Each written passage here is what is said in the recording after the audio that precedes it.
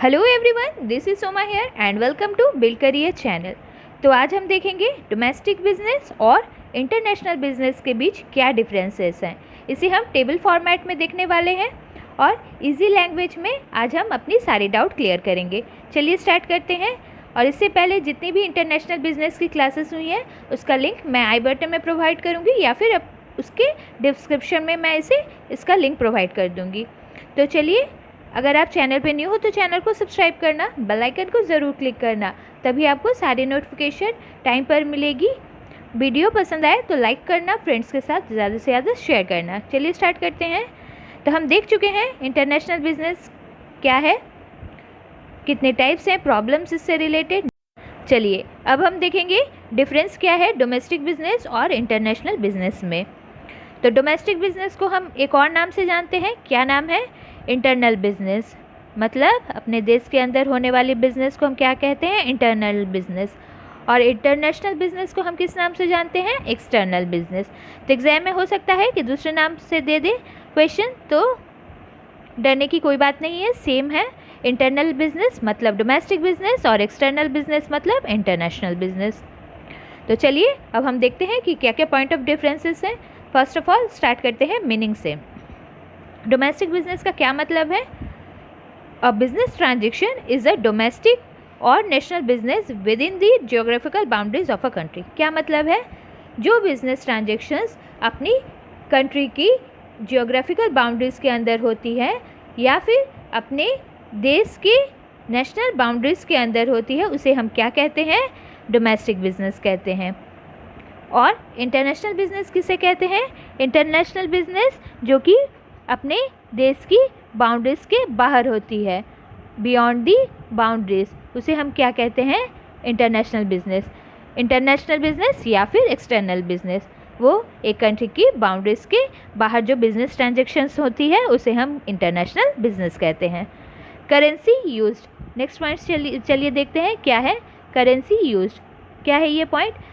तो जो domestic business होती है उसमें कौन सी करेंसी यूज़ की जाती है? बिजनेस ट्रांजैक्शन के दौरान उस कंट्री में जो करेंसी चलती है वही इसमें यूज़ होती है। बिजनेस ट्रांजैक्शन के दौरान डोमेस्टिक करेंसी ही चलती है। और इंटरनेशनल बिजनेस में क्या होता है? इंटरनेशनल बिजनेस मतलब बहुत सारे देशों से बिजनेस करना। तो इसमें क्या होता है? अपनी कंट्री के अलावा मोर देन वन कंट्री की जो करेंसीज होती है वो भी इसमें शामिल होती है, उसमें यूज़ की जाती है। इंटरनेशनल बिजनेस में क्या होती है? बहुत सारे देशों की करेंसीज को हम यूज़ करते हैं। Factor of production, third point क्या कहता है कि फैक्टर ऑफ प्रोडक्शन जैसे कि लैंड, लेबर, कैपिटल, एंटरप्रेन्योरशिप, ये सारे जो भी फैक्टर ऑफ प्रोडक्शंस हैं वो एक कंट्री में फ्रीली क्या होते हैं? मूवेबल होते हैं। एक इंडस्ट्री में जितने भी होते हैं फर्म्स के बीच, ये मोबिलाइज होते रहते हैं अपनी होम कंट्री में के अंदर। बट जो इंटरनेशनल बिजनेस होते हैं इसमें क्या होता है कि जो फैक्टर्स ऑफ प्रोडक्शंस होते हैं वो लेस मूवेबल होते हैं, इनकी मूवेबिलिटी कम होती है। बट डोमेस्टिक बिजनेस में क्या कहा मैंने कि ये फ्रीली मूवेबल होते हैं अपनी होम कंट्री में।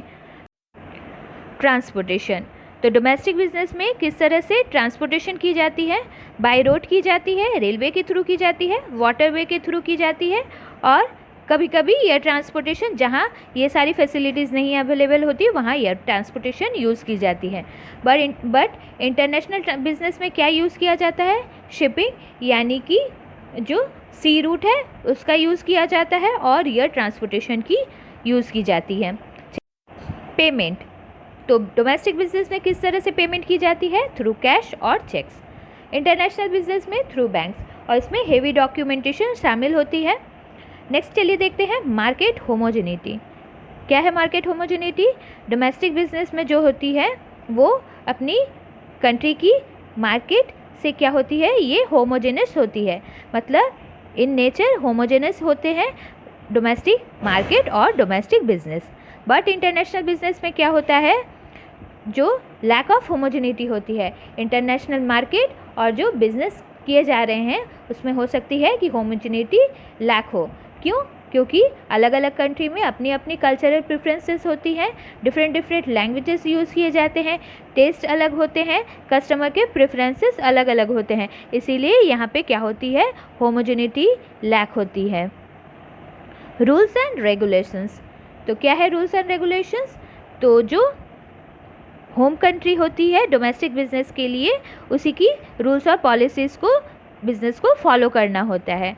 और इंटरनेशनल बिज़नेस में क्या होता है, बहुत सारी कंट्रीज़ शामिल होती हैं, इसीलिए क्या होता है, वहाँ पे डिफरेंट कंट्री की अपनी अपनी रूल और रेगुलेशंस होती हैं, उन सारे को एक इंटरनेशनल बिज़नेस को फॉलो करना होता है।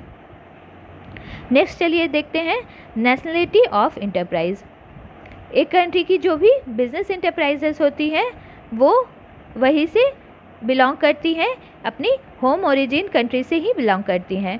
और इंटरनेशनल बिजनेस क्या होता है, इंटरनेशनल बिजनेस में डिफरेंट कंट्रीज़ की फर्म्स इंटरप्राइजेस शामिल होती हैं। स्टेक होल्डर्स नेशनलिटी, क्या कह रही है ये पॉइंट? तो इसका क्या मतलब है कि जो स्टेक होल्डर्स हैं एक बिजनेस ऑर्गेनाइजेशंस के, लाइक सप्लायर्स हो गए, मिडिल मैन्स हो गए, एम्प्लॉयज़ हो गए, ये क्या होते हैं, एक ही कंट्री के सिटीज़न होते हैं, एक ही कंट्री से बिलोंग करते हैं।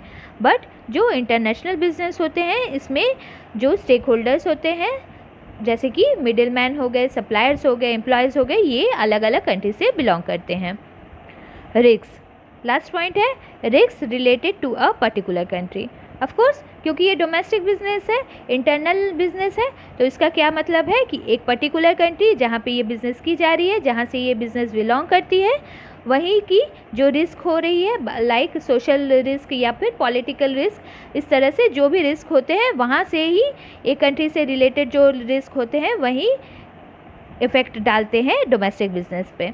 बट इंटरनेशनल बिजनेस में क्या होता है, अलग अलग कंट्रीज़ की अलग अलग रिस्क जो होती हैं सबको देखना पड़ता है इंटरनेशनल बिजनेस में, लाइक पॉलिटिकल रिस्क और सोशल रिस्क। इस तरह से कोई भी रिस्क या फिर बैरियर्स लगाए जा रहे हैं तो इंटरनेशनल बिजनेस पे ये अफेक्ट डालते हैं। तो छोटी सी क्लास थी, बट आई होप आपकी ये डोमेस्टिक बिजनेस और इंटरनेशनल बिजनेस के बीच जो भी डिफरेंस है वो आपको क्लियर आउट हो गए होंगे। मैंने इजीली एक्सप्लेनेशन करने की कोशिश की है। Thank you for watching this class, और ज़्यादा से ज़्यादा शेयर करने की कोशिश करना। Thank you.